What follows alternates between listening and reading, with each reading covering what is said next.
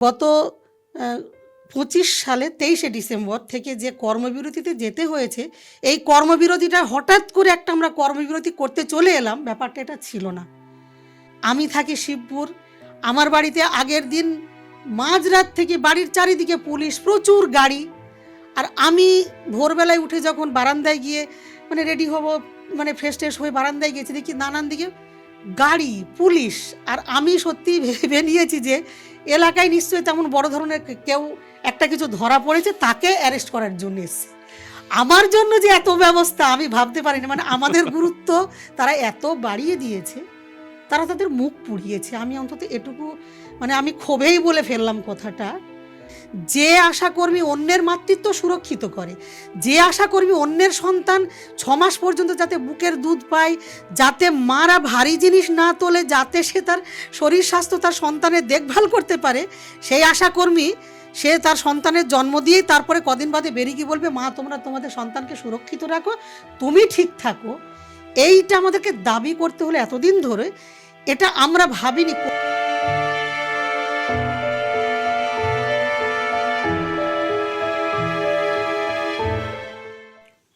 নমস্কার। সব প্রশ্ন চলবের আরও একটা পর্ব নিয়ে আজকে আমরা হাজির। আপনারা যারা সব প্রশ্ন চলবে নিয়মিত দেখছেন, তারা জানেন যে আমরা বর্তমানে যে আসন্ন বিধানসভা নির্বাচন আসছে তাকে ঘিরে নানা রকম আলোচনার কথা ভাবছি এবং সেটা করছিও। স্বাস্থ্য ব্যবস্থা নিয়ে একটি পর্ব আপনারা ইতিমধ্যেই দেখে ফেলেছেন। এই স্বাস্থ্য ব্যবস্থার আরেকটি গুরুত্বপূর্ণ বিষয়, এই যে গত বছরের একদম শেষ দিক থেকে আমাদের রাজ্যে আশাকর্মীদের একটা কর্মবিরতি শুরু হয়েছিল এবং এটা একটা বেশ বড় আকারের গণ আন্দোলন তারা গড়ে তোলার চেষ্টায় রয়েছেন এবং অনেকটা তারা সেই আন্দোলনকে একটা রূপ দিতে পারছেন এই মুহূর্তে। এই আশাকর্মীদের নিয়ে আজকে আমরা একটু কথা বলবো। আশা অর্থাৎ accredited social health activist workers, এটি একটি কেন্দ্রীয় প্রকল্প। তো তাদের মূল দাবিগুলো কি কি, বা কি কি অসুবিধার মধ্যে তারা এই মুহূর্তে রয়েছেন, কি তাদের বাস্তব পরিস্থিতি, এই সব কিছু নিয়ে আজকে আমরা একটু জানবো। সেই জানার জন্য আমরা পেয়ে গিয়েছি পশ্চিমবঙ্গ আশাকর্মী ইউনিয়নের সম্পাদক ইসমাত আরা খাতুনকে। ইসমিদি, আপনাকে অনেক ধন্যবাদ আমাদের এই পডকাস্টে আসার জন্য। আমরা একদম সরাসরি আলোচনাতেই ঢুকে যাব।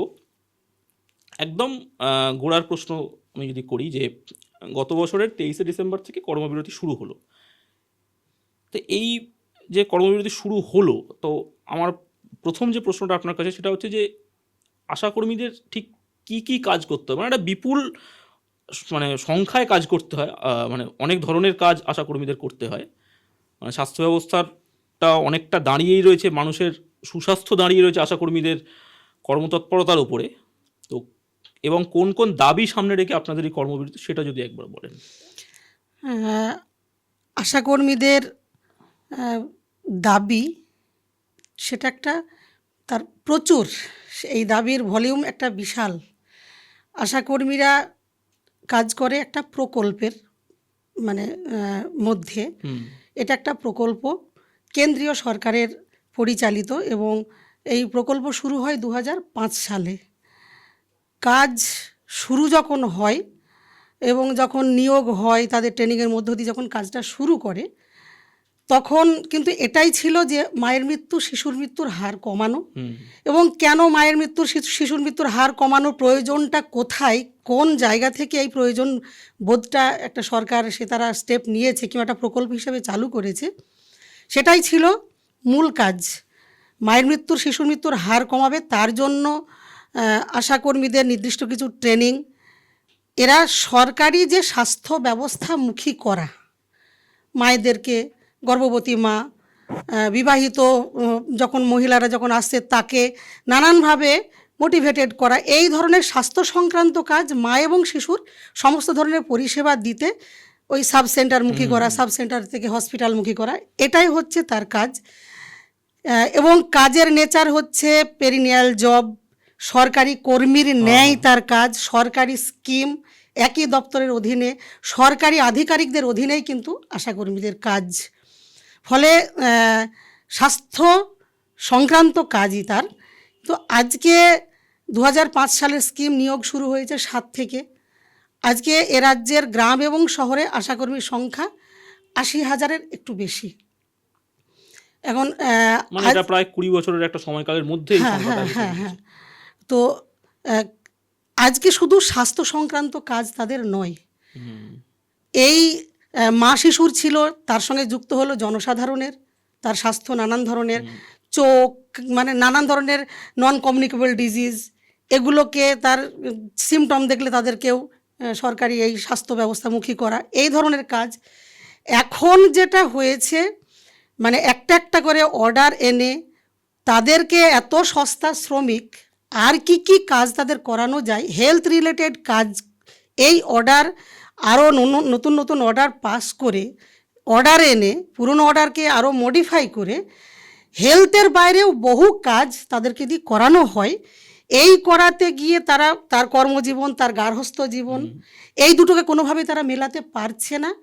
এমনিতেই তাদের কোনো ছুটি নেই, তারা রাত দিন 24 ঘন্টাই কাজ, তার যে কোনো সময় ডাকলেই তাকে যেতে হবে।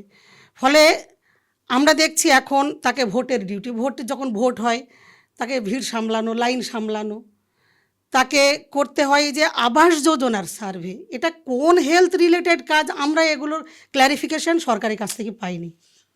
ফলে আজকে কাজের যে পরিসরটা এত বেড়ে গেছে, এই কাজগুলো অতিরিক্ত কাজ করতে গিয়ে মা বাচ্চার যে মূল যে কাজের জন্য সে নিয়োজিত হয়েছিল সেই কাজই কিন্তু অবহেলিত হচ্ছে, আমরা দেখতে পাচ্ছি।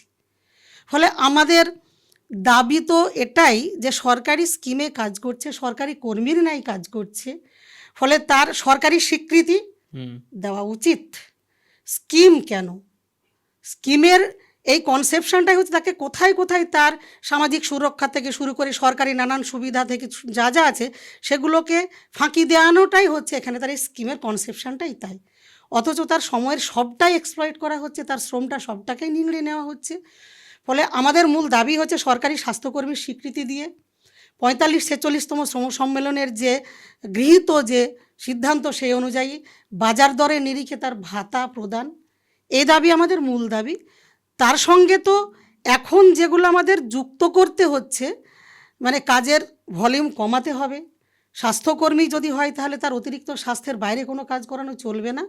আর আমাদের গত 25 সালে 23শে ডিসেম্বর থেকে যে কর্মবিরতিতে যেতে হয়েছে, এই কর্মবিরতিটা হঠাৎ করে একটা আমরা কর্মবিরতি করতে চলে এলাম, ব্যাপারটা এটা ছিল না। দীর্ঘ অবহেলা, বঞ্চনা, ন্যায্য পারিশ্রমিক এইগুলো দীর্ঘদিন ধরে বাকি থেকে যাচ্ছে। যে কেন্দ্রীয় প্রকল্প, রাজ্য সরকার তার অ্যাপয়েন্টিং অথরিটি, ফলে কেন্দ্র রাজ্য স্বাস্থ্য যৌথ তালিকাতে উভয়েরই দায়িত্ব আছে।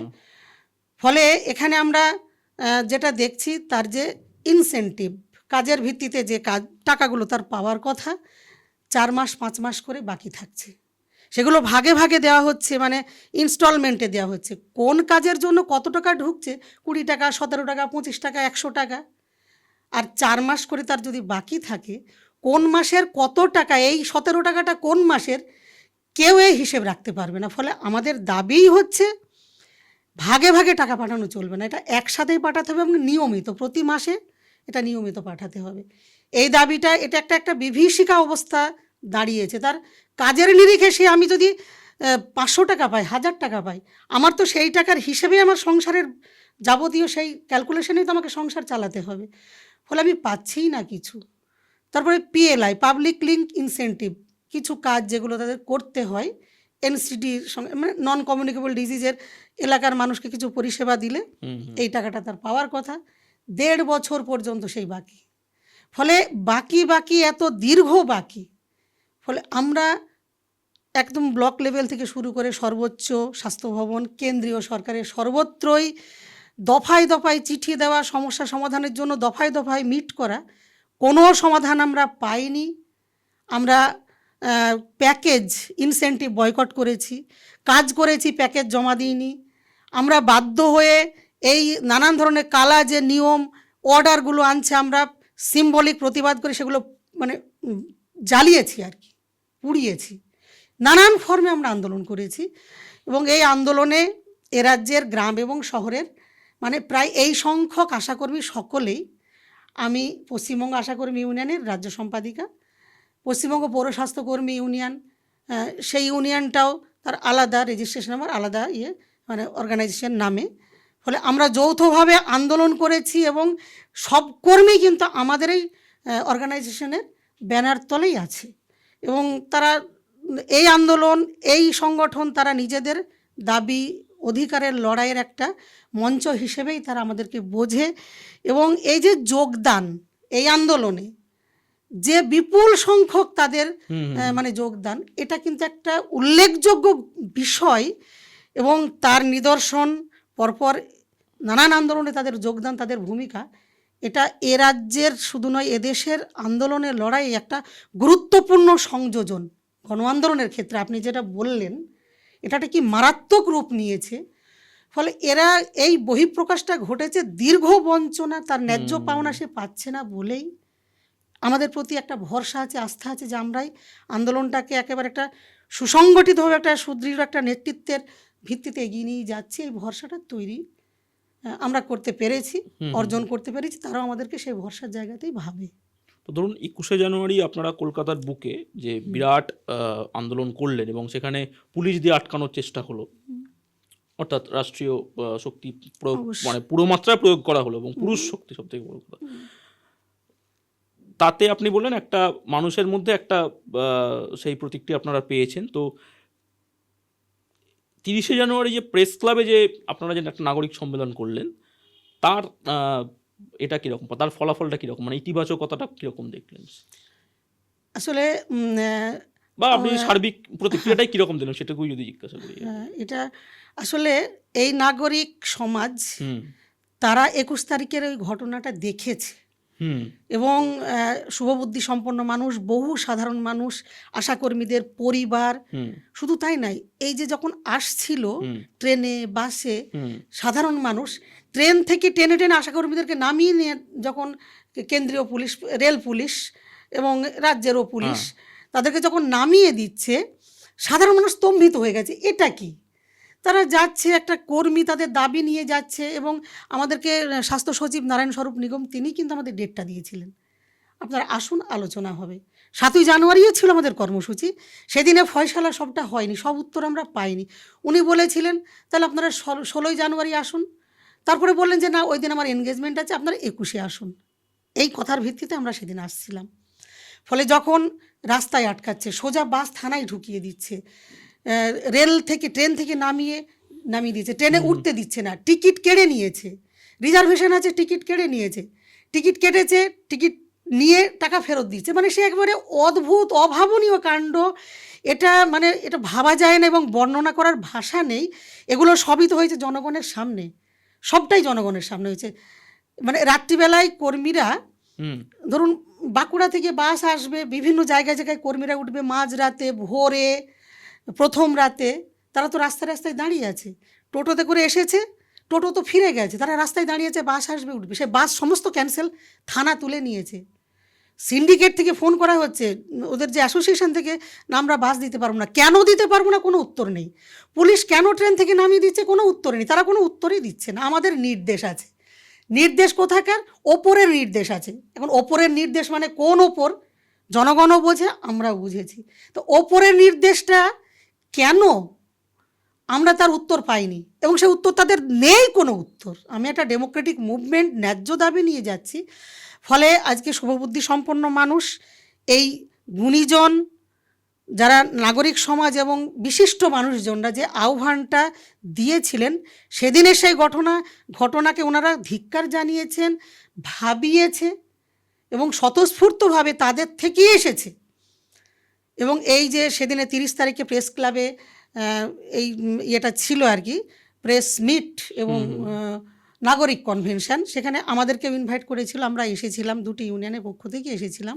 বহু বিশিষ্টজন এসেছিলেন, বহু বিশিষ্টজন তাদের আন্দোলনকে সমর্থন জানিয়ে, এই ঘটনাকে ধিক্কার জানিয়ে আমাদেরকে বার্তাও পাঠিয়েছেন এবং বলেছেন কী ধরনের সাহায্য আপনাদের লাগবে, সব ধরনের সাহায্যই কিন্তু আমরা করব। মানে এই যে প্রয়োজন তারা ভেবেছেন এবং এই যে সহমর্মিতা, সহযোগিতা, সমর্থন, আমাদের কাছে কিন্তু একটা বিরাট পাওনা নাগরিক সমাজের কাছ থেকে, এটা আমরা পেয়েছি। ফলে সেদিন আমরা ওই অর্থে তো মনে করছি যে না, এখনও দেশের মানুষ এই মানবিকতা শেষ হয়ে যায়নি। এত বড় একটা অন্যায়, সেটাকে প্রতিবাদ করে মানুষ তাতে আমাদের সমর্থন জ্ঞাপন করেছেন। এটা আমরা পেয়েছি এবং এখনও সেই জায়গাতেই মানুষের সমর্থনটা আছেই, এখনও আছে। না থাকলে দেখুন 21 তারিখে ট্রেন থেকে নামিয়ে দিয়েছে, কর্মীরা রেল লাইনে গিয়ে বসে পড়েছে, ট্রেন আটকে দিয়েছে। সেখানে কিন্তু আমাদের মতন এরকম নেতৃত্ব ছিল না। এটা কি করে পারলো, এটা আমাকে গর্বিত করেছে। আমাকে এখন মানে আনন্দে আমি কিন্তু সত্যি সত্যি ভেবেছি যে সত্যি সত্যি তার এই যে একটা শ্রমিক, তার চূড়ান্ত বঞ্চনায় সে কি করতে পারে। ফলে সে ট্রেন লাইনে বসে পড়েছে, পাবলিক তার সঙ্গে বসে গেছে। বেলদা স্টেশনে প্রচুর মানে কয়েকশো কর্মী এসে ট্রেনে উঠবে, সেখানে তাদেরকে আটকাচ্ছে পুলিশ। মহিলা পুলিশ নেই, সব পুরুষ পুলিশ। এবং সেখানে এই ব্যবস্থাটুকুও তারা করতে পারলো না। এই রাষ্ট্র যারা আটকালো, পাবলিক পুলিশের সঙ্গে রীতিমতো তাদের হাতাহাতি। বালুরঘাট স্টেশন, শিলিগুড়ি স্টেশন, আপনার রায়গঞ্জ স্টেশন, মানে কি যে একটা অদ্ভুত ঘটনা সেদিন ঘটেছে। এবং সেই সাথে সাথে পাবলিকও কর্মীদের পক্ষে দাঁড়িয়েছে, পাশে দাঁড়িয়েছে। অনেকেই ট্রেনে তুলে দিয়েছে, তারা নানানভাবে কায়দা করে কৌশল করে তারা সেই ট্রেনে উঠতে পারেনি, পরের ট্রেনে উঠেছে। এই ধরনের নানান ঘটনা। এবং আমাদের কর্মসূচি তো সেদিন ছিল শুধু স্বাস্থ্য ভবনের গেটে 165 জায়গায় সেদিন কর্মসূচি হয়েছে। এটা আমাদের পক্ষে মানে তারা আমাদের সুবিধা করে দিয়েছে, এটুকুই আমি বলছি। এই অর্থেই স্বাস্থ্য ভবনের গেটে আমি পৌঁছতে পারিনি। আমি যদি এই সংগঠনের লিডার হিসেবে যে প্রয়োজনটা ছিল আমি সেখানে পৌঁছতে পারিনি। আমাদের যে প্রেসিডেন্ট কৃষ্ণা প্রধান, সেও পৌঁছতে পারেনি। আরবান আশাকর্মীদের, পৌর স্বাস্থ্যকর্মীদের সম্পাদিকা কেকা পাল, সেও পৌঁছতে পারেনি। তাকে ভোরবেলাতে অ্যারেস্ট করে নিয়ে গিয়ে দুর্গাপুর থানা নিয়ে চলে গেছে। আমি থাকি শিবপুর, আমার বাড়িতে আগের দিন মাঝরাত থেকে বাড়ির চারিদিকে পুলিশ, প্রচুর গাড়ি। আর আমি ভোরবেলায় উঠে যখন বারান্দায় গিয়ে মানে রেডি হব, মানে ফ্রেশ ট্রেশ হয়ে বারান্দায় গেছি, দেখি নানান দিকে গাড়ি, পুলিশ। আর আমি সত্যি ভেবে নিয়েছি যে এলাকায় নিশ্চয়ই তেমন বড় ধরনের কেউ একটা কিছু ধরা পড়েছে, তাকে অ্যারেস্ট করার জন্য এসছে। আমার জন্য যে এত ব্যবস্থা আমি ভাবতে পারিনি। মানে আমাদের গুরুত্ব তারা এত বাড়িয়ে দিয়েছে, তারা তাদের মুখ পুড়িয়েছে। আমি অন্তত এটুকু মানে আমি ক্ষোভেই বলে ফেললাম কথাটা। তা এই যে শিয়ালদা স্টেশন, হাওড়া স্টেশন, স্বাস্থ্য ভবন, ধর্মতলা, মানে আপনার ডরিনা ক্রসিং, বনগাঁ, বারাসাত এবং এন্টার যতগুলো আপনার উত্তরবঙ্গের যতগুলো জেলা, 165টা জায়গাতে কর্মসূচি হয়ে গেছে। এটা আমাদের কাছে অনেক বড় পাওনা, অনেক বড় আমরা পেয়েছি। যেখানেই কর্মীরা, যাদেরকে যেখানেই থামিয়ে দেওয়া হয়েছে, সেখানেই তারা রাস্তায় উঠেছে এবং প্রতিবাদ করেছে, দাবি জানিয়েছে, মানুষ সাথে থেকেছে। এখন সরকার যে এত বড় এই ধরনের একটা ঘটনা তারা ঘটালো, আমার মানে খুবই মনে হয়েছে যে তারা আমাদের দাবি মানতে পারেনি, স্বীকার করতে পারেনি, তারা দিতে পারে না, সেটা তারা অস্বীকার করেছে। এবং যতভাবে এটাকে দমন করা যায় সমস্ত হাতিয়ার তারা প্রয়োগ করেছে। এটা তারা ঠিক করলেন না এবং এখনও কিন্তু আমাদের বকেয়া তারা মেটাননি। ফলে আমাদের আরও নেক্সট ফেজের মুভমেন্টের কর্মসূচি আসছে। ধরুন 21শে জানুয়ারি আমরা এটাও দেখেছি, মানে আপনি এতক্ষণ নাগরিক সমাজের যে স্বতঃস্ফূর্ত জায়গাটা সেটা বললেন। এবার আমরা 21শে জানুয়ারি এটাও দেখেছি যে রাজ্যের বিরোধী যে রাজনৈতিক দলগুলো আছে তারাও বিক্ষোভের মধ্যে ঢোকার চেষ্টা করেছে। লকেট চট্টোপাধ্যায়কে আমরা দেখেছি আশাকর্মীরা গো ব্যাক স্লোগান দিয়েছেন। তো কেরালে আমরা যেমন গত বছর দেখেছি যে ওখানকার যে বামফ্রন্ট সরকার তারা আশাকর্মীদের উপরে লাঠিচার্জ করেছে, জলকামান দেখেছে, সব কিছু করেছে। তো আমাদের রাজ্যের আন্দোলনে যে মূল যে বিরোধী রাজনৈতিক দল, তাদের এই আন্দোলনে ভূমিকা কীরকম? আমরা তো বারবার এই দাবিটা তুলছি, এটা তো কেন্দ্রেরই স্কিম। হ্যাঁ, ফলে কেন্দ্রের দায়িত্বটা তো একটা মারাত্মক, তাদের তো পালন করারই কথা। এবং আমরা বহু বছর ধরেই মাননীয় প্রধানমন্ত্রী এবং আরও স্বাস্থ্যমন্ত্রী তাদের নানান সময়ে আশাকর্মীদের বহু প্রশংসা করতে শুনেছি। তারাই এনআরএইচএমের স্তম্ভ, তারা মাতৃমৃত্যু, শিশু মৃত্যুর হার যে কমিয়েছে, তারাই মানে success, pillar of the success, এই সমস্ত নানান কিছু।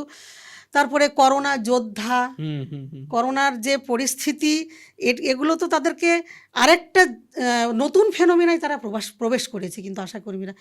তারা একেবারে জীবনের ঝুঁকি নিয়ে মরণ বাঁচনের প্রশ্নের সামনে দাঁড়িয়ে তার সমস্ত কিছুকে পিছনে ফেলে তারা এই পরিষেবা দিয়েছে। তাদের পুরো সেই কোনো কিছু তাদের ছিল না, একটা কিট, একটা মাস্ক পর্যন্ত সরকার, একটা ওই স্যানিটাইজার কিছুই দেয়নি। অনেকে করোনা আক্রান্ত হয়েছে, মারা গেছে। হ্যাঁ, ওই কিছু মানে কি বলবো, কোটি কোটি টাকা ফুল কিনে স্বাস্থ্যকর্মীদের মাথায় ছড়িয়েছে। এর বাইরে আজ পর্যন্ত কেন্দ্রের সরকারও কিছু করেনি। আমরা কেরালার আন্দোলনের সামনে দাঁড়িয়ে জেপি নাড্ডা ওই মঞ্চে, কেরালার আন্দোলনের মঞ্চে গিয়ে তিনি বলেছিলেন যে আমরা ইনসেন্টিভ, যেহেতু এটা ইনসেন্টিভ ভিত্তিক কেন্দ্রের ইনসেন্টিভ দিয়ে, ওটা ইনসেন্টিভ আমরা বাড়াবো। বেসিক কাজের জন্য 2000 টাকা কেন্দ্র দেয়, আর কিছু টিম বেস কাজ আছে সেটা আলাদা। ওই বেসিক ইনসেন্টিভটা 2 থেকে 3500 করব, এই ঘোষণাটা কিন্তু ওই কেরালার আন্দোলনের সামনে চাপে পড়ে তাদেরকে করতে হয়েছে। কিন্তু বাজেট তো তাদের গেল, কোনো ঘোষণা নেই, বরং এই স্কিমের বরাদ্দ তারা ক্রমাগত কমাচ্ছে কেন্দ্র। ফলে আজকে যদি এত বড় একটা আন্দোলনের মুখে এসে কেন্দ্রীয় মন্ত্রী, কেন্দ্রীয় যারা এমপি কিংবা তাদের প্রতিনিধিরা, লিডাররা এসে এখানে কিছু খাবার দেবো সেই অফার করতে আসেন, কি আন্দোলনের সহমর্মিতা জানাতে আসেন, এগুলো তো আমরা মনে করছি যে এগুলো দ্বিচারিতা ছাড়া কিছু নয়। আমরা বহু রাজ্যে দেখেছি কেন্দ্রের রাজ্যের প্রতিনিধিরা পার্লামেন্টে, বিধানসভায় উঠে দাঁড়িয়ে অন্তত বলেছে যে আমার আশা কর্মীদের জন্য কিছু করা হোক, দেওয়া হোক।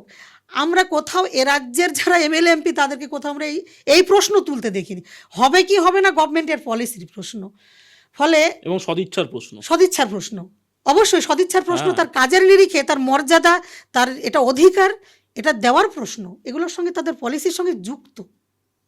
কেরালার আন্দোলনে তো আমরা দেখলাম এ রাজ্যে তাদেরই প্রভাবিত একটি ছোট মানে ইউনিয়ন নামে আছে, এখানে কিন্তু দাবি তুলছে আশাকর্মীদের এই দিতে হবে, তাই দিতে হবে। অথচ কেরালাতে এই আন্দোলনকে মানে তারা তো 256 দিন আন্দোলনটা চালিয়েছে, কাজ করেনি, দিনের পর দিন রাস্তায় পড়ে থেকেছে, তাদের ওপর দিক জলকামান চালানো হয়েছে, গাড়ি চালিয়ে দেওয়ার চেষ্টা করা হয়েছে, সেসব ছবি সোশ্যাল মিডিয়াতে এসেছে, আমরা সবাই দেখেছি। ফলে এই দাবিটাকে শেষমেশ তাদেরকে মানতে হয়েছে, এই এত বড় একটা লড়াই তাদেরকে দিতে হলো। কি এত লড়াই দিতে হবে কেন আমাকে? তুমি বাড়ালে 1000 টাকা, কেরালাতে ওদের 7000 টাকা রাজ্য সরকারের দিত, আন্দোলনের চাপে 1000 টাকা বাড়িয়েছে, আর কিছু কিছু সুবিধা দিয়েছে, কিছু শর্ত, সেগুলোকে তারা তুলে একটু সরলীকরণ করেছে। আর এই বাজেটে তাদের ওই আন্দোলনটা কিন্তু তাদের চলছিল, এই বাজেটে আর 1000 টাকা 9000 টাকা বেশ তাদের রাজ্য সরকার দিচ্ছে। ফলে সেই আন্দোলন তো সেই কেরালাতে তাদের এতদিন তাদের করতে হলো, কেন করতে হবে? এটা তো আমাদের কাছে এখনও এই প্রশ্ন, আমাদের রাজ্যেও একই প্রশ্ন। ফলে আমাদের এই রাজ্যে 5250 টাকা রাজ্য সরকার, এটা ছিল 800 থেকে 1300। তারপরে প্রতিটি আন্দোলনের পিছনে আমাদের ঠিক এই লড়াই দিতে হয়েছে, এই লড়াই। ফলে এই লড়াইটা যতটুকু, গত 2024 সালে ন্যাশনাল পোলিও প্রোগ্রাম, এটাকে বয়কট করতে হয়েছে, তারও সামনে একটা লোকসভা ভোট ছিল, বাজেটও হয়ে গেছিলো, বাজেটে কিছু দেয়নি। কর্মীরা প্রচণ্ড ক্ষিপ্ত হয়ে কি তারা বললো যে আমরা পোলিও করব না, পোলিও ন্যাশনাল প্রোগ্রাম, সেটা আমরা একটা অত্যন্ত বড় ঝুঁকি নিয়ে সেই পোলিও অল আউট 100% কর্মীরা বয়কট করেছিল। এবং তারপরে সেই আন্দোলনের ধারাবাহিকতায় আমাদের সঙ্গে বৈঠক করলেন স্বাস্থ্য ভবনের, মিশনের সমস্ত সর্বোচ্চ কর্তারা। 5ই মার্চ আমাদের সঙ্গে বৈঠক করলেন, 6ই মার্চ সকাল 7:30টায় কাগজে দেখছি মুখ্যমন্ত্রী ঘোষণা করেছেন আশাকর্মীদের, অঙ্গনওয়াড়ি কর্মীদের 750 টাকা ভাতা। এই ভাতার পিছনেও 5250 টাকা যে হয়েছে, তার পিছনে এই লড়াইগুলো দিতে হয়েছে। 17 সালে, মানে আমি আসলে বলতে এই বিষয়গুলো মানে না বললে কমপ্লিট হবে, হ্যাঁ, পুরো চিত্রটা জানা দরকার আমাদের। হ্যাঁ, মানে 13 সালে ওই মানে 800 টাকাটা তুলে দিয়ে প্যাকেজ করে ইনসেন্টিভ করে 1300, সেখানেও কিছু শর্ত দেওয়া হলো, কিছু জনকে 1500, কিছু জনকে 1300। আমরা সেই শর্ত প্রত্যাহারের জন্য লড়াই করতে হলো। তারপরে 3 মাস বাদে সকলকেই আবার 1500 দেওয়া হলো। 15 সালে 500 টাকা, 16 সালে 500 টাকা, এবং সবটার সাথেই আমাদের ওই লড়াইটা দিতে হয়েছে। 17 সালে তখন মিশন ডিরেক্টর ছিলেন গুলাম আলী আনসারি, এবং মানে এই যে আমাদের তো কি বলবো, আধিকারিকদের তাদের তো রদবদল হতেই থাকে। হ্যাঁ। একটা প্যাকেজে একটা আইটেম, একটা কলাম তুলে দিয়েছিল নন জেএসওয়াই। হ্যাঁ, মানে যে গর্ভবতী মা যারা আপনার ওই জননী সুরক্ষার আওতায় যারা পড়ে না, তাদেরকে পরিষেবা দিতে হবে না। তুমি দিলে দিতে পারো, না দিলেও দিতে পারো। তাহলে এখানে মায়েদের ক্ষেত্রে আমি যারা মানে একটা গর্ভবতী মাকে আমি তো পরিষেবা দেব তার প্রয়োজন বোধের ভিত্তিতে। একদলকে দেবো, একদলকে দেবো না, এটা কি কোনো একটা ইয়ে হতে পারে? এটা কোনো আইটেম কিংবা এটা কোনো মানে একটা সিদ্ধান্ত হতে পারে না। সেটা নিয়ে আমাদের একবারে কর্মীদের মধ্যে প্রচণ্ড ক্ষোভ। আমি একই জায়গায় দেবো, একদলকে দেবো আর একদলকে দেবো না, এটা কী করে হয়? এবং তার যে ইনসেন্টিভ সেটা তারা দেবেই না। ফলে এই নিয়ে 17 সালে একটা সাংঘাতিক রকমের আন্দোলন, গোটা জেলায় জেলায় ওই কালা যে অর্ডার কপি সেটা জ্বালানো হয়েছিল। এবং ওই আন্দোলনের ধারাবাহিকতা একবারে গোটা পশ্চিমবঙ্গ উত্তাল হয়ে গেছিলো। তখন আশাকর্মীর সংখ্যা ছিল 50,000। আমরা 2017 সালের 18ই ফেব্রুয়ারি এক ঐতিহাসিক জমায়েত, ওই আন্দোলনের ধারাবাহিকতায় সরকারি হিসেবে ছিল 45,000 পশ্চিমবঙ্গে। পরের দিন মানে সেদিনে সরকার একবারে স্তম্ভিত হয়ে গেছিল। পরের দিন ওই আমার মনে পড়লো এই কারণে নামটা, গোলাম আলী আনসারি, তখন তিনি মিশন ডিরেক্টর ছিলেন, তার নামে সরাসরি স্বাস্থ্য ভবন থেকে শোকজের চিঠি ইস্যু হলো। কেন তারা কলকাতায় এই দাবি মানে আন্দোলন করতে এসেছিল তার জবাব। আর শোকজ মানে হয় কি, কর্মীদের মধ্যে খুব ভীতি তৈরি। শোকজ মানে একটা অসম্মান, ও শোকজ খেয়েছে, চাকরি চলে যাবে, টাকা কাটা যাবে, মানে দিশেহারা অবস্থা। সেদিনও কিন্তু এই পরিস্থিতি আমাদের মোকাবিলা করতে হয়েছিল। আমরা একটাই অ্যান্সার গোটা রাজ্যের সমস্ত কর্মীর জন্য রেডি করে দিয়েছিলাম।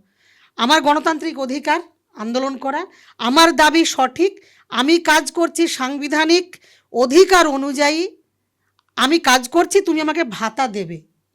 এই দাবিগুলোর সঙ্গে এই নন জেএসওয়াই জেএসওয়াইয়ের যে বিভেদটা তৈরি করা, এর প্রতিবাদে সেদিনেও একটা ঐতিহাসিক জমায়েত। সেই জমায়েত ওরা ভীত হয়ে গেছিলো। সেবারেও একটা ওই সামনে কিছু একটা ভোট ছিল, ফলে একটা ধারণাই ওদের তৈরি হয়েছিল, যা এরা সব গ্রামীণ পঞ্চায়েত ভোট ছিল, এরা সব গ্রামীণ 18 সালের পঞ্চায়েত ভোট ছিল, 18 সালে পঞ্চায়েত ভোট ছিল। ফলে এইগুলো তাদের একটা আতঙ্ক ছিল 17 সালের ওই জমায়েতে। ফলে গ্রামীণ সব গেল এই সমস্ত থেকে, সে মানে মারাত্মক। আমার মনে আছে মুখ্যমন্ত্রী শালবনীতে গেছেন জিন্দালদের কারখানা উদ্বোধন করতে, সেখানে বলছেন কারখানা উদ্বোধনের ভাষণ তো আলাদা হবে, তিনি বলছেন এই যে আশা কর্মীদেরকে সব টেনে টেনে একটা সংগঠন, এর পিছনে মাওবাদী যোগ আছে, এর পিছনে নকশাল যোগ আছে বলে টোলে তিনি এমন সেখানে বললেন, আমরা খালি হাতে বসে নেই। এই হুমকি হুঙ্কার এই সমস্ত শুরু হয়ে গেল। মানে একটা অসম লড়াই। কিন্তু আমরা শ্রমিকের যে তার লড়াই, একটা শ্রমিক যখন তার মর্যাদা বোধ নিয়ে মাথা উঁচু করে দাঁড়ায়, সে আন্দোলনের উত্তাপ একেবারে সম্পূর্ণ আলাদা হয়। আমরা সেদিন দেখেছি, এখনও তাই দেখছি।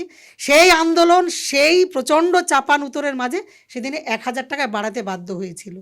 আমি বলছি যে বাধ্য হচ্ছে প্রতিটা ক্ষেত্রে, তুমি সরকার তার অধিকার, তার প্রয়োজনের নিরিখেই তো তার বাড়ানোর কথা। এই যে 1,000 টাকা এবারেও বাড়ালো, বাজার দরও তো বাড়ছে, সেই অনুযায়ী তো তার বাড়ানোর কথা, বাজার দরের নিরিখেই তো বাড়ানোর কথা। শুধু আমি ফুলমালা দিচ্ছি, সার্টিফিকেট দিচ্ছি, প্রশংসা করছি। আমাদের মাননীয় মুখ্যমন্ত্রী, রাজ্য সরকার যেখানেই যান সেখানে আশাদের খুব প্রশংসা করেন, ওরা অনেক কাজ করে, ওরা খুব ভালো কাজ করে, ওদের আমি খুব খুশি। তা শুধু প্রশংসা আর কিছু এইসব দিয়ে তো হবে না, তার বেঁচে থাকার জন্য তুমি কিছু দেবে না। মুখ্যমন্ত্রীও বলেছেন এরা করোনা যোদ্ধা, এরা বঙ্গজননী। কিন্তু বঙ্গজননীদের জন্য, তার বেঁচে থাকার জন্য সে মোবাইলে কাজ করছে, তার একটা মোবাইল কেনার পয়সা চাওয়ার জন্য আমাদেরকে কত পথ হাঁটতে হচ্ছে।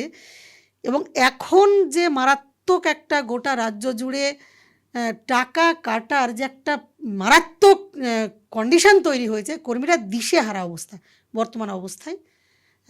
সেগুলোও আমাদের আগামীকালকে একটা কর্মসূচি এই নিয়ে করতে হচ্ছে। আগামীকালকে আমরা স্বাস্থ্য সচিবের নিকট একটা ডেপুটেশন দিতে যাব। তো একদম এই অন্তর্বর্তী যে বাজেট ঘোষণা হলো গত 5ই ফেব্রুয়ারি, সেখানে আবার ওই 1,000 টাকা বাড়ানোর কথা বলা হয়েছে। আর মৃত্যুকালীন ক্ষতিপূরণ করা হয়েছে 3 লক্ষ টাকা, আর মাতৃত্বকালীন ছুটি করা হয়েছে 180 দিনের একটা ছুটি বোধহয় করা হয়েছে। তো এই বাজেট নিয়ে আপনাদের অবশ্যই এর সঙ্গত ক্ষোভ রয়েছে, তো এই জায়গাটা যদি একটু বলেন যে এই আপনাদের আপনাদের আন্দোলনের পরেই এরকম একটা বাজেটে এরকম একটা কিছু বলা হলো, এইবার আপনাদের এই কর্মসূচির জায়গাটা যদি একটু বলেন। দীর্ঘ এরকম একটা লড়াইয়ের মধ্য দিয়েই, এবং আমরা ঠিক এই আন্দোলনটা যখন একটা নোডাল পয়েন্টে আসছে, হ্যাঁ। আমরা দেখছিলাম 21 তারিখে কর্মসূচি ছিল, 20 তারিখে চন্দ্রিমা ভট্টাচার্য তিনি একটা প্রেস মিট করেছিলেন স্বাস্থ্য ভবনে। তো আমরা খুব প্রত্যাশায় ছিলাম যে নিশ্চয়ই একটা বেশ বড় ধরনের ঘোষণা হবে, এই আশাই ছিল। তিনি এই প্রেস মিট করে বললেন যে আমরা কবে কত দিয়েছি, বাড়িয়েছি, 8 দফা বাড়িয়েছি, এইটা উনি বললেন। এবং তারপরে বললেন ওদেরকে খেপিয়ে দেওয়া হচ্ছে, ওদের পিছনে রাজনৈতিক মদত আছে। তা এই কথাটা তিনি বললেন, আমাদের তো সত্যি সেদিনে যা প্রত্যাশা করেছিলাম সেটা বললেন। এবং এই যে আমরা খালি হাতে বসে নেই, আমরাও চুপ করে নেই এই কথাটা বলার মধ্য দিয়ে বোঝাই গেল যে এই ডাইরেকশানটা সর্বোচ্চ স্তর থেকে গেল। চুপ করে যে তারা নেই সেটা আমরা তো ওই রাত থেকেই বুঝতে পারলাম যে কতটা তারা ওভার অ্যাক্টিভ। গোটা প্রশাসন, পুলিশ এবং দলীয় কর্মীদের নামিয়ে দিয়ে কিভাবে তারা চুপচাপ বসে নেই তার প্রমাণটা তারা দিল। আর বাড়িয়েছে আমরা, এবং উনি বলেছিলেন, আমি কিন্তু নানানভাবে আমরা বুঝলাম 2 তারিখে রাজ্যের বাজেট ছিল, সেটা নিয়ে চলে গেল 5 তারিখ, এবং সেদিনেও বাড়াবে না এই রকমই বাজেটে, এরকম এটা তাদের ব্যাপার, এগুলো করতো না, বাড়াতো না, এইটাই কিন্তু তাদের সিদ্ধান্ত ছিল। ফলে আন্দোলনের চাপে এই যে বাড়াতে তাদেরকে হলো, বাজেটকে নিয়ে যেতে হলো 2 থেকে 5-এ, সেগুলো তাদেরকে এগুলোকে আবার ঠিকঠাক করে এটা ঘোষণাটা করতে হলো। এখন এটার জন্য তারা 1,000 টাকা ফিক্সড ভাতাতে বাড়িয়েছে, আর 3 লক্ষ না, এটা 5 লক্ষ টাকা, 5 লক্ষ করেছে। মানে রিটায়ারমেন্ট বেনিফিট এদের 65 বছরের পরে 5 লক্ষ। আমাদের দাবি ছিল কর্মরত অবস্থায় যারা মারা যাচ্ছে তাদের ওই 5 লক্ষ টাকা তার পরিবারকে দেওয়া হোক। সে তো কাজ করলেও তার 65 পরে সে পেত। আর ম্যাটারনিটি লিভ, আমরা তো খুব অবাক হয়ে গেছি যে কর্মরত অবস্থায় মৃত পরিবারকে 5 লক্ষ দিতে হবে, ম্যাটারনিটি লিভ দিতে হবে। যে আশাকর্মী অন্যের মাতৃত্ব সুরক্ষিত করে, যে আশাকর্মী অন্যের সন্তান 6 মাস পর্যন্ত যাতে বুকের দুধ পায়, যাতে মারা ভারী জিনিস না তোলে, যাতে সে তার শরীর স্বাস্থ্য তার সন্তানের দেখভাল করতে পারে, সেই আশাকর্মী সে তার সন্তানের জন্ম দিয়েই তারপরে কদিন বাদে বেরিয়ে গিয়ে বলবে, মা তোমরা তোমাদের সন্তানকে সুরক্ষিত রাখো, তুমি ঠিক থাকো। এইটা আমাদেরকে দাবি করতে হলো এতদিন ধরে। এটা আমরা ভাবিনি কোনো সরকার যদি সে মানবিকই হয়, এই দুটো বিষয়গুলো আমরা অবশেষে অন্তত তার এটা মানবিক যে হওয়া উচিত, এটুকু আমরা তাদেরকে বোঝাতে পেরেছি। ফলে এই 3টি আমাদের দাবি আদায় হয়েছে। আমরা মনে করছি আমরা কিন্তু এতে খুশি নই, আমরা খুশি হইনি। সেটা আমরা পরের দিনই, যেদিন ঘোষণা হয়েছে 5 তারিখে, 6 তারিখেই কয়েক হাজার জমায়েত কিন্তু স্বাস্থ্য ভবনে আবারও হয়েছিল। ফলে আমরা এই কারণেই খুশি নই। আমাদের দাবি ছিল 15,000 টাকা রাজ্য সরকারকে, মানে তারা যে মিনিমাম ওয়েজ, তাদের ঘোষিত একটা দক্ষ শ্রমিকের যে মিনিমাম ওয়েজ, সেই তার মতনই কিন্তু আশাকর্মীরা কাজ করে।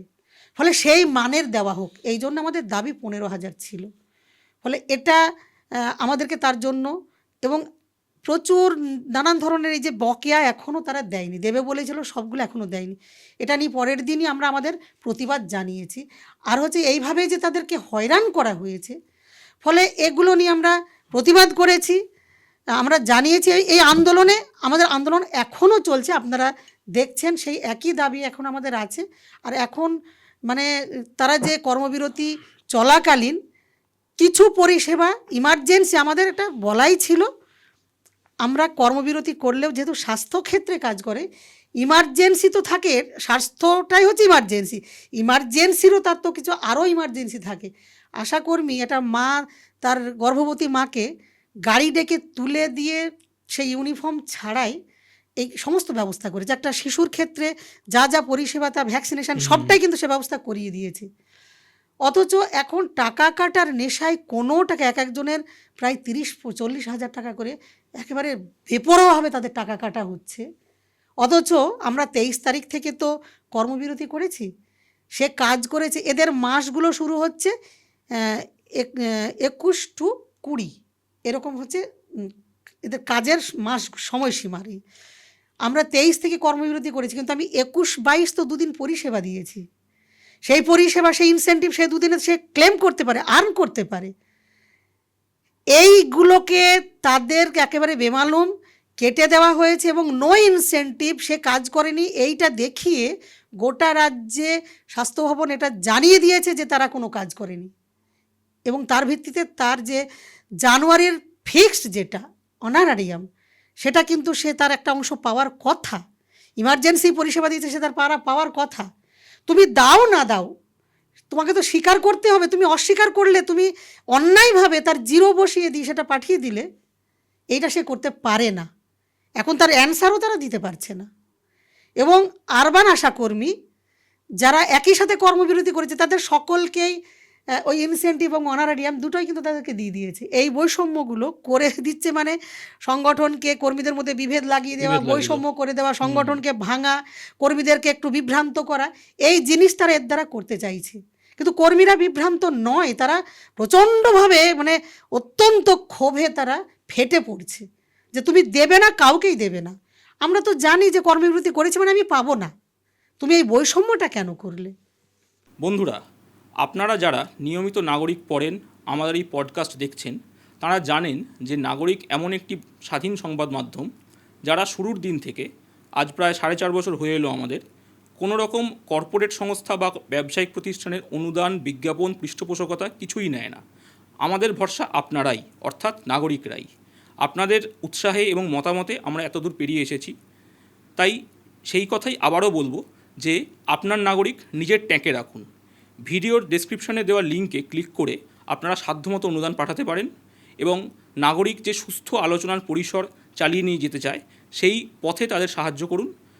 দেখতে থাকুন, পড়তে থাকুন নাগরিক.net। তো ধরুন এই কর্মবিরতির যে জায়গাটা, এটা নিয়ে আমার একটা প্রশ্ন এখন মাথায় এলো। আশাকর্মীদের যে কাজগুলো এতটাই সেগুলো মানে বেস লেভেলের কাজ, যে এই কাজগুলো না থাকলে সত্যি ব্যবস্থাটা পুরো নড়বড় করবে আর কি। মানে বিরাট অংশের মানুষের জীবন নির্ভর করে আছে আশাকর্মীদের ওপর। এবার ধরুন এই যে আপনারা কর্মবিরতিতে যে গিয়েছেন দীর্ঘদিনের একটা বঞ্চনা এবং ক্ষোভের কারণে আর কি, এইখানে কোনোভাবে আপনাদের বিরুদ্ধে সাধারণ মানুষকে উস্কানি দেওয়ার কোনো রাষ্ট্রীয় পরিকল্পনা কি চলছে? এ পরিকল্পনা তো আছেই।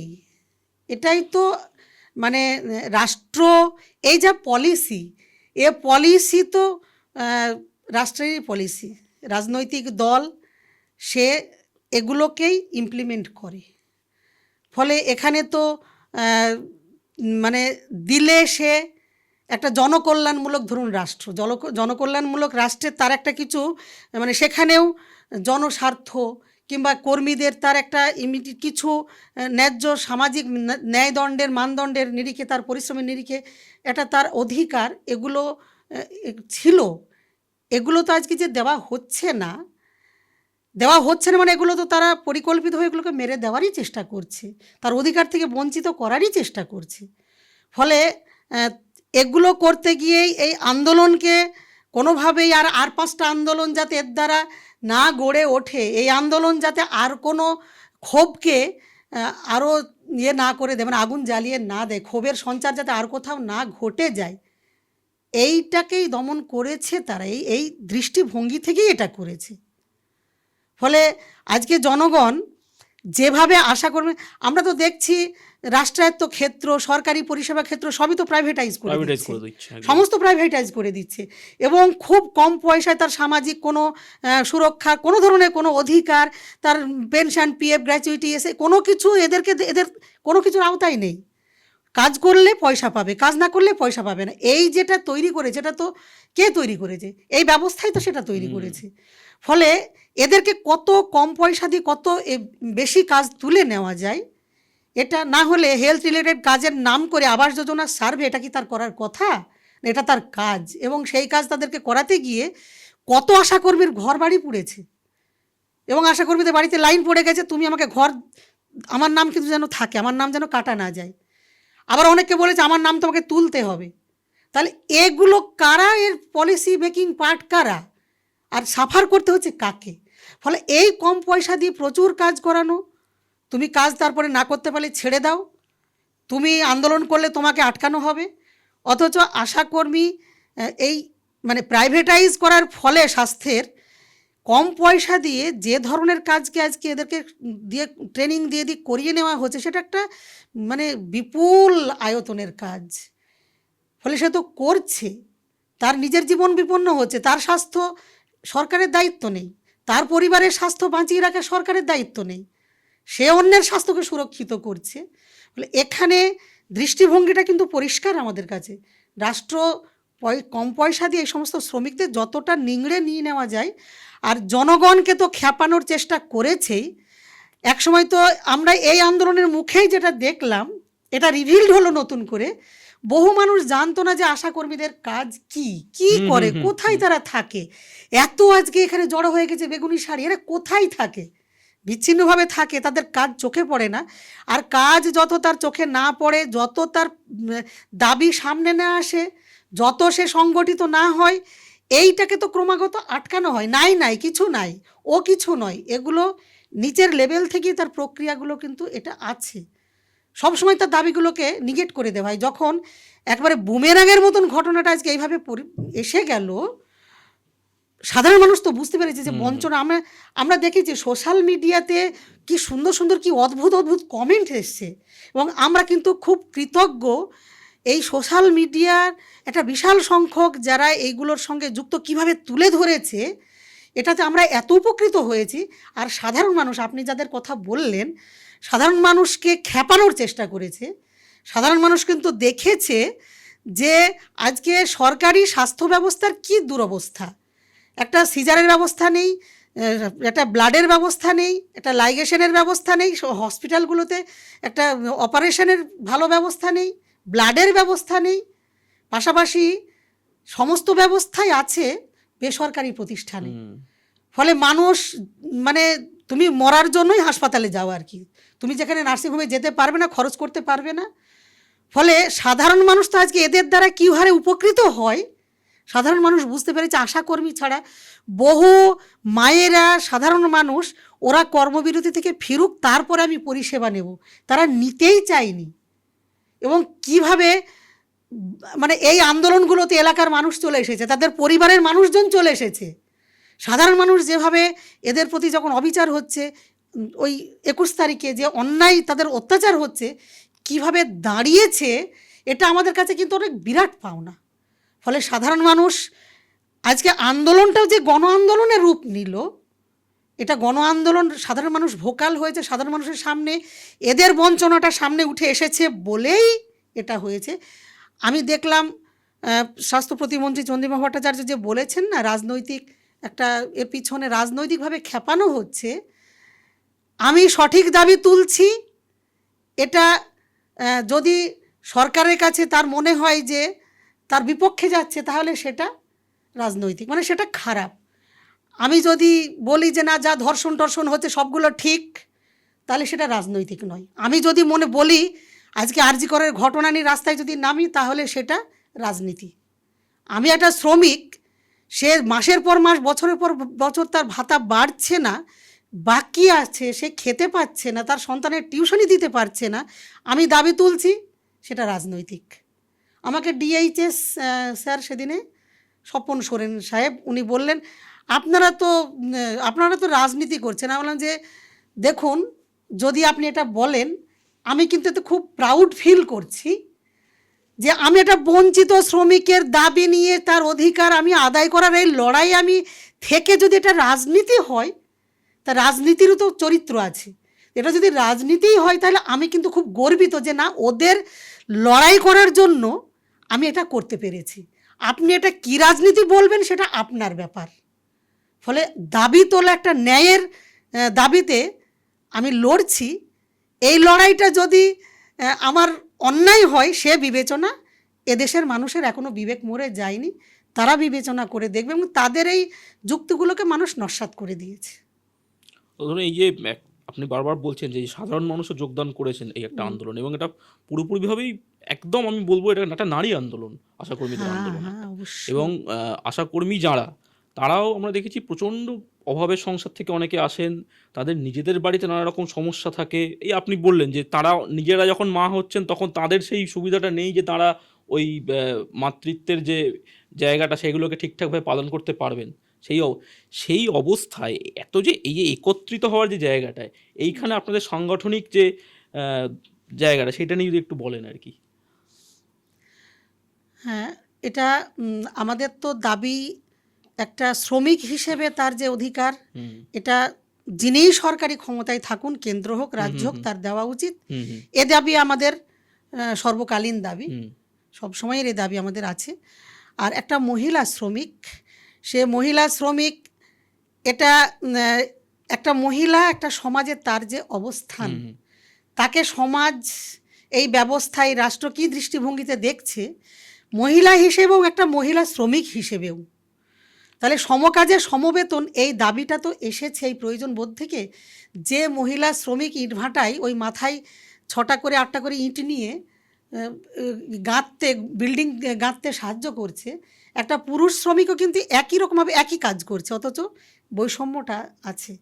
এই যে আশাকর্মী, সে একটা নারী শ্রমিক বলেই আমরা মনে করছি তাকে কিভাবে, তার একটা মেয়ে যখন ঘর থেকে বেরোয় তাকে কি করে তাকে বেরোতে হয়, একটা মহিলা শ্রমিক হিসেবে তাকে এই সমাজ, এই রাষ্ট্র কি চোখে দেখে, তারই প্রতিফলন তার বেতন ভাতার প্রশ্নেও, তার প্রতি আমাদের এই অ্যাপ্রোচের প্রশ্নেও, মানে আমাদের মানে এই সরকারের যে অ্যাপ্রোচ, না হলে তার মাতৃত্বকালীন ছুটি, তার সবেতন ছুটি, এগুলো তো অনেক আগেই হওয়া উচিত ছিল, হ্যাঁ, এটা তো আমাদের দাবি করার প্রশ্ন ছিল না। যেখানে মানে কাজের সঙ্গে মাতৃত্বকালীন জায়গাটা একেবারেই, পুরোপুরি জড়িয়ে। অবশ্যই। ফলে এখানেই তো বোঝা যাচ্ছে যে এ দাবিগুলো তো আমাদের ছিল, এবং এই দাবিগুলো তো এই কর্মীদের প্রাণের দাবি, মনের দাবি, তারা সঠিক দাবি।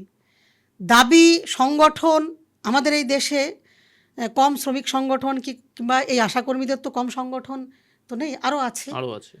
ফলে সেখানেও কেন এই সংগঠনে এত যোগদান, তারা কেন তাদের একমাত্র ভরসার সংগঠন তারা মনে করে। আমি ব্যক্তি, কর্মীরা খুব ইসমতারাদি খুব ভালো, সে খুব লড়ছে, অনেক দিন ধরে লড়ছে, এখানে ব্যক্তির ভূমিকাটা তো একটা এক্সটেন্টে তো থাকে, কিন্তু আমি কোন লক্ষ্য নিয়ে, কোন উদ্দেশ্য নিয়ে, কোন রাস্তা নিয়ে, কিভাবে আমি লড়ছি, তার মরালিটি দেওয়া, তার মর্যাদা বোধকে জাগানোর জন্য, তার অধিকারকে সঠিক একটা ভিত্তির ওপরে দাঁড় করানোর জন্য আমি কোন ভিতটা তাকে দিচ্ছি, কোন সুনির্দিষ্ট লক্ষ্যটা দিচ্ছি, এটা খুব গুরুত্বপূর্ণ আমি মনে করি। আমি আমাদের এই সংগঠন কেন্দ্রীয় শ্রমিক সংগঠন এআইইউটিইউসি অনুমোদিত সংগঠন। ফলে আমি এই কর্মীরা ধরুন সকলেই এআইইউটিইউসি করে না, আশাকর্মী সে ইউনিয়নে আছে মানে তাকে এআইইউটিইউসি করতেই হবে, এগুলো কিন্তু এই সংবিধানে এটা নেই। কিন্তু আমরা যে দিশাটা দিচ্ছি, যে আদর্শটা দিচ্ছি, কিংবা আমরা যে লক্ষ্যটা দিচ্ছি, এই কর্মীরা যুক্তি দিয়ে কিংবা এআইইউটিইউসির কি পশ্চিমবঙ্গ আশাকর্মী ইউনিয়নের এই লক্ষ্য আদর্শ এটা নিয়ে পড়াশোনা করে সেই সংগঠনে আসেনি, কিন্তু তারা তার ক্লাস ইনস্টিংক্ট দিয়ে, তার দর্শন দিয়ে, তার এই উপলব্ধি দিয়ে কিন্তু সে বুঝেছে এটাই সঠিক জায়গা। ফলে এখানে আমি মনে করি আমাদেরকে এই জায়গা থেকে আমরা কিন্তু এই যে এত লড়েছি, আমরা খুব বিরাট কি করে দিতে পেরেছি, কতটা কি করে দিতে পেরেছি, খুব বিরাট কিন্তু এখনও করে দিতে পারিনি, কিন্তু আমরা যা পেরেছি লড়েই করে দিতে পেরেছি, যতটুকু হয়েছে লড়েই হয়েছে। কিন্তু ফলে আমরা এখন এই কর্মীরা এই কত টাকা কাটা যাবে, আমার এটা ভাবলে না মাঝে মাঝে আমার প্রচণ্ড পেন হয় যে এরা কি করছে, এত কষ্ট হয়, এত খারাপ লাগে। কর্মীরা একদিনের জন্য কেউ ইউনিয়ন এটা করে দিতে পারলো না, কি এই অর্ডারটা ইউনিয়ন বের করে এনে দিতে পারলো না, এই জন্য আমাদের এত টাকা কাটা গেল। নান, একজন কর্মী ঠিক এইভাবে ভাবতে জানে না, এটা তারা ভাবে না, তারা এটাই ভাবছে এইভাবেই আমরা তো পেয়েছি, আমরা পেয়েছি যেটা লড়েই পেয়েছি, এবং এইভাবেই কিন্তু, এছাড়া আমাদের পাওয়ার মানে অন্য কোনো রাস্তা নেই। এই জায়গাটা কিন্তু তারা এইটুকু তারা যুক্তি দিয়ে বুঝেছে যে এইটুকু আমাদের দাঁড়িয়ে থাকতে হবে, যতদিন এই কাজ আমরা করব, এই লড়াইটা আমাদের এইভাবেই দিতে হবে। আমার উত্তর কিন্তু এটাই। তো ধরুন অনেক যেমন বেশ কিছু এনজিও রয়েছে এই রাজ্যে যারা এই শ্রমজীবী মেয়েদের ইস্যু নিয়ে নানা রকম কাজকর্ম করছে। আশা কর্মীদের আন্দোলনে তাদের কি কোনো রকম ভূমিকা আছে? আছে মানে অনেক এনজিও যেমন এই আন্দোলনে ফেজে তো আমাকে বহু জায়গা থেকে অনেক যোগাযোগ করেছে। আচ্ছা। তাদের নির্দিষ্ট কোথাও কোনো নানান ভিউ থেকে, তাদের তো একটা নির্দিষ্ট ভিউ হুম আছে, হুম হুম। সেই জায়গা থেকে তারা কোথাও কিছু আহ, উম, আঞ্চলিকভাবে, কোথাও জেলাগতভাবে তাদের কিছু কিছু কাজ করে, কোথাও কোথাও কিছু কিছু কর্মীদের সমস্যা নিয়ে কোনো জেলা স্তরে কি ব্লক স্তরে তারা কিছু মুভ করে, কিংবা তাদের চার্টার অফ কিছু ডিমান্ড নিয়ে সরকারের কাছেও কখনো কখনো প্লেস করে। এগুলো তারা করে। কোথাও কোথাও এই অর্থে কেউ কেউ তো উপকৃত হয়, কিংবা তারাও যে দাবিটা তুলে ধরছে। কিন্তু আমি যেটা দেখেছি, এই যে কাজগুলো বিভিন্ন এনজিও করেন, তারা এই প্রচলিত আমাদের দেশে যে আইনগুলো আছে, শ্রম আইন হুম আছে, হুম হুম। কিংবা তার নিয়ম নীতি যেগুলো হুম। আছে, সেই আইনের ভেতরে থেকেই তার মধ্যে কি একটু রিপেয়ার করা যায়, কি এদিক ওদিক আইনের কি সুবিধা আছে, সেইটুকু তারা হয়তো দেখেন। কিন্তু আজকে আইন যে তৈরি হচ্ছে, ধরুন ধরুন যে শ্রমনীতি আনছে একটা আমি সরকার হ্যাঁ, আমি আনছে, এটা জায়গাটাতে আসতাম, একটু হ্যাঁ, বলে নিই। ফলে এগুলোর ক্ষেত্রে তার সম্পূর্ণ একটা অন্য দৃষ্টিভঙ্গি দিয়েই কিন্তু এই বিষয়গুলোকে দেখতে হয়। হুম। এখন এনজিও সবার ক্ষেত্রে ঠিক এই প্রক্রিয়াতে তারা এই প্রক্রিয়াতে করেন বলে সব ক্ষেত্রে আমার মনে হয়নি। তো আজ আমি এই শ্রম কোডের জায়গাটাতেই আসবো, যে গত বছরে 4টে নতুন শ্রম কোড আনা হলো এবং শুরু থেকেই এই শ্রম কোডগুলো নিয়ে তুমুল বিরোধিতা রয়েছে শ্রমিক সংগঠনগুলিতে, যে এই কোডগুলো আসলে মালিক এবং পুঁজিপতি শ্রেণীর স্বার্থ দেখছে, শ্রমিকের স্বার্থ দেখছে না। এবং আমরা দেখছিও যে ট্রেড ইউনিয়ন ব্যাপারটা আস্তে আস্তে মানে যেন একটা সেই বিরল ব্যাপার হয়ে যাচ্ছে। যেমন গৃহ পরিচারিকা সমিতি পশ্চিমবঙ্গের, সেটি ট্রেড ইউনিয়ন স্বীকৃতি বাতিল হয়ে গেছে। এই জায়গায় দাঁড়িয়ে যে একটা শ্রমিক সংগঠনের যে জোর, একটা শ্রমিক সংগঠনের যে ভূমিকার জায়গাটা ছিল এতদিন, লড়াইটা কি আরও কঠিন হয়ে যেতে পারে এরপর? মানে যেদিকে এই সরকারের প্রবণতা, যেদিকে কেন্দ্রীয় সরকারের যে প্রবণতা, সেইখানে এই ধরনের শ্রমিক আন্দোলনগুলো কতখানি ক্ষতিগ্রস্ত হতে পারে, আশাকর্মীদের আন্দোলন সেখানে কতখানি ক্ষতিগ্রস্ত হতে পারে বলে মনে করছেন? আমি আগে একটু এটা বলেছি, ধরুন একটা শ্রমিকের মানে আমাদের দেশে গোটা দুনিয়া জুড়ে রক্তক্ষয়ী বহু হ্যাঁ হ্যাঁ, লড়াইয়ের মধ্য দিয়ে যে শ্রমিকের মানে এই যে যে আপনি আপনাদের ক্ষেত্রেই অধিকারগুলো বলছেন যে এই অধিকারগুলো একটা হ্যাঁ, ভাতা বাড়ানোটাই একটা লড়াইয়ের পর পর হয়েছে আর কি। অ্যাকচুয়ালি হ্যাঁ, এক্স্যাক্টলি। তা এই দীর্ঘক্ষয়ী লড়াই আন্দোলনের মধ্য দিয়ে আহ, মানে কর্মীদের যে সুবিধাগুলো একসময় অর্জিত হুম হয়েছিল, হুম 8 ঘন্টার কাজের হুম অধিকার ধরুন, কিংবা আরও বহু অধিকার যে তৈরি হয়েছিল, সেই অধিকারগুলো আজকে 8 ঘন্টার দাবি আমরা কি করব এখন? 8 ঘন্টার দাবি মানে এখন 24 ঘন্টাটা যদি 48 ঘন্টায় দিনরাত হতো, মনে হয় ততটাই এই কাজটা তারা করাতো। ফলে এই কনসেপশানগুলো কিন্তু সম্পূর্ণভাবে অবলুপ্ত করে দেওয়া হচ্ছে। হচ্ছে। এখন শ্রমিক সংগঠন তো আমাদের দেশে বহু আছে। সরকার অ্যাকচুয়ালি আনছে ধরুন কত কম দিয়ে কত বেশি কাজ করানো যায়, এ নীতি তো তৈরি করছেই। ফলে আজকে সংগঠিত ক্ষেত্র, রাষ্ট্রায়ত্ত ক্ষেত্র, সরকার সবগুলোই তো তার এই ধারণাগুলোকে তো একদম পুরো বরবাদ করে দিয়েছে, হুম। এগুলো তো তার থাকছেই না। ফলে প্রাইভেটাইজ করা আহ, কিংবা এই নানান সময়ে শ্রমনীতি আইনকে নানান ক্রমাগত পরিবর্তন করে করে হুম হুম হুম। নানানভাবে সেগুলো সবটাই শ্রমিকের কিছু সুবিধা দেওয়ার নাম করেই নানান কোড এসেছে। তাহলে এত আইন, এত নিয়ম যতই হচ্ছে তত কারখানাও অবলুপ্ত হয়ে যাচ্ছে, হ্যাঁ, সরকারি চাকরি কনসেপশনও চলে যাচ্ছে, পাল্টে সবই যাচ্ছে। অসংগঠিত ক্ষেত্রেই অসংগঠিত। আর স্কিম তো এটা স্কিম, সেখানে তো মানে প্রকল্প তার কোনো ধরনের কোনো এই শ্রম কোডের ধারে কাছে কোথাও এখানে প্রায় কোনো কিছু খাটে না, খাটে না। নেই কিছু। তবুও ধরুন এই যে payment of wages hmm act, hmm hmm. কিংবা ধরুন সোশ্যাল সিকিউরিটি, নানান সময়ে হ্যাঁ। যে এগুলো যে এসেছে, সেইগুলোর আওতায় কিন্তু এই কর্মীদের তো তার কিছু সুবিধা এদের জন্য এসেছে। এই কনসেপশানগুলো এইগুলো তাদের তাদের ক্ষেত্রেও এসেছে। তা আমি যদি ধরি পেমেন্ট অফ ওয়েজেস, যে 7 দিন কাজ করলে তারপরে সে এইটা পাবে, তা আশা কর্মীরা 1.5 বছর কাজ করেও তার সে ভাতাটা পাচ্ছে না। ফলে এদের ক্ষেত্রে তো তারপরে যে মাতৃত্বকালীন ছুটির হ্যাঁ, প্রশ্নটা, এ প্রশ্ন তো এর সঙ্গে যুক্ত অনেক আগে থেকেই ছিল। আগে থেকেই ছিল। ফলে তারা তো মানছে না, তারা তো ভায়োলেট করছে ক্রমাগত। আর শ্রম কোড সংগঠিত ক্ষেত্রের প্রশ্নেই মূলত, অসংগঠিত ক্ষেত্রে এগুলো কিছু কিছু যে সুবিধাগুলো নানান সময়ে তারা বলেছে, কিন্তু বলার সাথে করা, বাস্তবায়িত করা তার বিস্তর ফারাক। আর শ্রমিক সংগঠনগুলোর কথা যদি বলি, এর লড়াইটা সত্যিই তো একটা শ্রমিকের অধিকার নিয়ে, তার দাবি নিয়ে, তার আরও যেগুলো আমার পাওয়ার, সেগুলো নিয়ে আমি আন্দোলন করব। আন্দোলন করার ক্ষেত্রেও তো, কিংবা ইউনিয়ন করার ক্ষেত্রে তো বহু বিধিনিষেধ তারা তো লাগু করছেই। কোনো শ্রমিক সে আন্দোলন করতেই তো ভয় পাচ্ছে তার ছাঁটাই হয়ে যাবে, তার কাজটা চলে যাবে।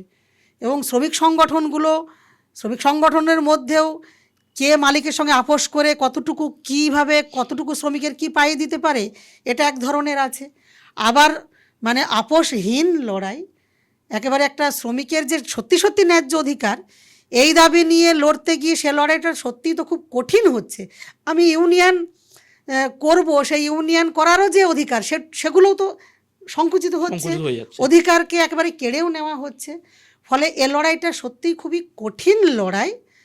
এবং মানে এর দ্বারাই যে আক্রমণটা, অল আউট আক্রমণ, রাষ্ট্র সমস্ত ক্ষেত্রের কি বলবো, সংগঠিত অসংগঠিত সব ক্ষেত্রেই তো বটে। এবং চাকরির বাজার আজকে কিছুই নেই, শিল্প কারখানা লালবাতি জ্বলছে, যাদের চাকরি ছিল চলে গেল, কিভাবে তাদের চাকরি কিভাবে পেল না, কে চাল আর কাঁকড় এক জায়গায় মিশিয়ে দিল, এই প্রশ্নগুলো তো আজকে বাস্তবে কি তারও একটা কিন্তু সুনির্দিষ্ট তাদের আলাদা প্ল্যানিং আছে, পরিকল্পনা আছে, এগুলো তার ভিত্তিতেই এই জিনিসগুলো হচ্ছে। ফলে জনজীবনের বাস্তবে কি যে সাধারণ মানুষেরও যে অধিকারের জায়গাগুলো, সেই অধিকারের জায়গা ক্রমাগত সত্যি খুবই সংকুচিত হচ্ছে, ক্ষীণ হচ্ছে। ফলে বেঁচে থাকার লড়াইটা একটা মারাত্মক, সেটা জীবন বিপন্ন হওয়ার জায়গাতেই প্রতিটা মানুষেরই হচ্ছে। ফলে আশাকর্মীদের তো তাকে নিয়োগ করেছে, তার জায়গায় তার মতন যে প্রয়োজন সেগুলোও করছে না। ফলে সে একদিকে একটা জনগণের মধ্যে, আবার সে একটা কাজ করতে গিয়েও তার সেই সুবিধাও নেই। ফলে দুদিক থেকে শোষিত হচ্ছে। হ্যাঁ, একদম শেষ প্রশ্ন, একদম ধরুন এই মুহূর্তে আশাকর্মীদের আন্দোলন নানা রাজ্যে হচ্ছে, কর্ণাটকে দেখেছি আমরা, হয়েছে হায়দ্রাবাদে হয়েছে দেখেছি, তো পশ্চিমবঙ্গের সামনে বিধানসভা নির্বাচন আসছে, সরকারি হাসপাতালে স্বাস্থ্য পরিকাঠামো নিয়ে নানা স্তরে ক্ষোভ রয়েছে। যে গত যে আরজি কর আন্দোলন হলো সেখানে সেগুলো অনেকটা সামনেও এসেছে। তো এই যে, এবং অবশ্যই এইমাত্র আমাদের যে আলোচনাটি হলো, এই যে শ্রমিক সংগঠনের জায়গাটা আস্তে আস্তে সংকুচিত হয়ে যাচ্ছে, এই সব মিলিয়ে যে বাস্তব পরিস্থিতি, সেখানে এই একদম আগামী দিনেই আমি যদি ভাবি যে আপনাদের আন্দোলনের ধারাটা বা কর্মসূচিগুলো কীরকম দিকে যাবে? আন্দোলনের ধারা কর্মসূচি কোনো একটা ধরুন বিশেষ ভোটকে সামনে রেখে তার রদবদলের কিছু নেই। হ্যাঁ, কিন্তু এটা তো বাস্তব ঘটনা। ভোটের সময়ে মানুষ একটু খোলা চোখে দেখার চেষ্টা করে, একটা বিষয়কে ভাবার চেষ্টা করে, এগুলো তো থাকেই। ঘটনাক্রমে এই লড়াই চলতে চলতে ভোটটা তো এসে গেছে। আবার এগুলো বহু ক্ষেত্রে হয় কি, ক্ষোভের একটা বহিঃপ্রকাশ ভোটের মধ্যে, তার একটা ক্ষোভ, এগুলো ঘটে যায়। হ্যাঁ, এখন সেটা তাদের একটা ব্যক্তিগত ব্যাপার এক্ষেত্রে।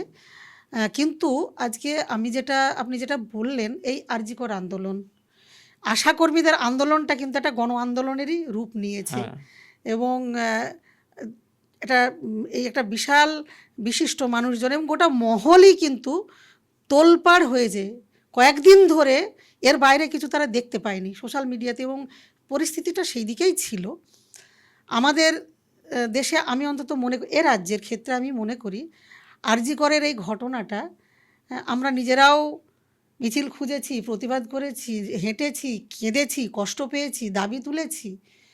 আবার আমরা কিন্তু জানি যে সত্যি সুবিচারটা সুবিচার হলো না, কে দোষী, কি ঘটলো, একজ্যাক্ট ঘটনা আমরা ঠিক খোলা চোখে দেখতে না পেলেও আমরা বুঝেছি যে একটা বিশাল একটা চক্রান্ত, যেটা মানে প্রশাসন, পুলিশ, সরকার, যে নেক্সাস, এটা কিন্তু মানুষের সামনে বেরিয়ে এসেছে।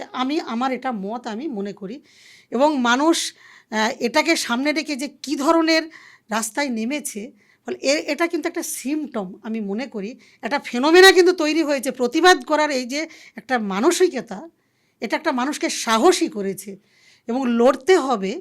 এটা এই জায়গাটা আমাদের এই কর্মীরাও, মহিলা শ্রমিক, সে মহিলা কর্মী, আরজি করের ঘটনায় এদের অনেকেরই সন্তানরা কলকাতায় অন্যান্য জায়গায় নানান জায়গাতে পড়াশোনা করে বাইরে থাকে, তাদেরও প্রতি মুহূর্তে এই আতঙ্কটা ছিল। তার সঙ্গে তার সন্তান সে রাস্তায় বেরুচ্ছে, ফিরবে কি না, কী বা কী ঘটবে। ফলে এই আতঙ্কটা শুধু সমস্ত মানুষেরই, আমাদের গোটা রাজ্যের সব মানুষেরই ছিল। কারণ আমরা দেখেছি ওই ঘটনার পরপর প্রচুর ঘটনা ঘটে গেল, তারপরেও কিন্তু একই ঘটনা নানান ঘটেছে, ঘটেই চলেছে। ফলে মানুষ ভেতর প্রচণ্ড ক্ষুব্ধ আছেই। এই ক্ষোভের মাত্রা কিন্তু চূড়ান্ত বাড়ছে। আজকের আশাকর্মীদের এই আন্দোলন, এটা কিন্তু বিচ্ছিন্ন নয়, না, এটা একেবারেই বিচ্ছিন্ন নয়। ওই ক্ষোভের আগুন কিন্তু ধুমায়িত হয়েছে, এখানে প্রবাহিত হয়েছে। এবং আমরা দেখেছি, আমার কাছে এত অজস্র ফোন এসেছে আশাকর্মীদের এই আন্দোলনের পরে। আমি তাদেরকে চিনি না, তাদের সংগঠনের নাম জানি না। বহুজন বলেছে, দিদি আপনি আমাদের আন্দোলনে একটু নেতৃত্ব দিন, আপনাকে আমরা চাই। আমি ব্যক্তি নই, সে আমাকে দেখেছে আন্দোলনের সামনে। ফলে এই আন্দোলনটা যে প্রভাবটা ফেলেছে, এটা কিন্তু খুব প্রয়োজন। একটা সামাজিক সমস্যা, মানুষের অধিকার, গণতান্ত্রিক দেশে আমরা বাস করব, জনকল্যাণমূলক রাষ্ট্রের কথা বলবো, সেখানে মানুষের ন্যূনতম অধিকার, ন্যূনতম বাকস্বাধীনতা, আমার লড়াই করার, আমার বেঁচে থাকার অধিকার, এটুকু সুরক্ষিত হবে না। আর আমি শুধু পড়ে পড়ে কাঁদবো, আর আমরা শুধু বিভক্ত হয়ে যাব, নানানভাবে বিভক্ত হয়ে থাকব। এত বড় জনগণ, এত মাস, এই মাস তার কিন্তু ক্ষোভটা তৈরি হয়েছে এবং আছে। সেখানে একটা সঠিক পথ দরকার, সঠিক কিন্তু একটা রাস্তাও সেখানে আসা দরকার, প্রয়োজন আছে, কিন্তু সেটা সঠিক নেতৃত্বের প্রয়োজন। আর এই ধরনের নানান ঘটনা, এই যে পরিবর্তনগুলো অনেক সময় ঘটে যায় বিভিন্ন দেশে দেশেও আমরা দেখেছি। এক একটা দেশে কি বড় বড় শ্রমিক আন্দোলন চলছে, মহিলাদের লড়াই চলছে, ধর্মের, এই যে এখন তো খাওয়া পড়ার সমস্যা, বেঁচে থাকার, এখন মন্দির মসজিদ, এই লড়াইটা, সাম্প্রদায়িকতা, এই ধরনের যে জিগির দিয়ে অন্য জায়গায় নানান দেশে দেশে, আমাদের দেশেও এগুলো ঘটছে। যখন ন্যায়সঙ্গত কোনো দাবি নিয়ে আমরা লড়ছি, তখন সেইটাকে কী করে এদিক ওদিক করে দিয়ে যায়, অমনি একটা মন্দির মসজিদের প্রশ্নও চলে আসতে পারে। এগুলোও পরিকল্পিত আমরা মনে করি। কিন্তু মানুষ সত্যি সত্যি তা সত্ত্বেও লড়াইয়ে আছে এবং এই মননটা তৈরি হয়েছে। এখনকার পশ্চিমবাংলা কিন্তু আমি এটা দেখতে পাচ্ছি যে মানুষ কিন্তু সত্যি সত্যি দাঁড়াচ্ছে, এই লড়াই আন্দোলনের পাশেও আসছে। ফলে এটা একটা আশা আর কি, এটা আমাদের আন্দোলনের আশা, আশাকর্মীদের আন্দোলনে আসে, এবং এটা আমাদেরকে কিন্তু জিয়ে রাখতে হবে এই জায়গাটা, না হলে সবটা কি আরও খারাপের দিকে চলে যাবে আর কি। বেশ, ইস্মিদি, আপনাকে অনেক ধন্যবাদ। আপনার ব্যস্ততার মধ্যে এতটা সময় আমাদের আপনি দিলেন। দর্শকদের আশা করি পর্বটি ভালো লেগেছে। আমি তো অনেক কিছু জানতে পারলাম, আশা করি আপনারাও জানতে পেরেছেন। যদি কোনো প্রশ্ন থাকে অবশ্যই করবেন, কারণ এভাবেই আলোচনাটা চলুক। এই পর্ব ভালো লাগলে অবশ্যই লাইক করবেন, কমেন্ট করবেন, বন্ধুদের জানাবেন, শেয়ার করবেন এবং আমাদের চ্যানেল অবশ্যই সাবস্ক্রাইব করবেন। দেখতে থাকুন, শুনতে থাকুন, সব প্রশ্ন চলবে। নমস্কার। নমস্কার।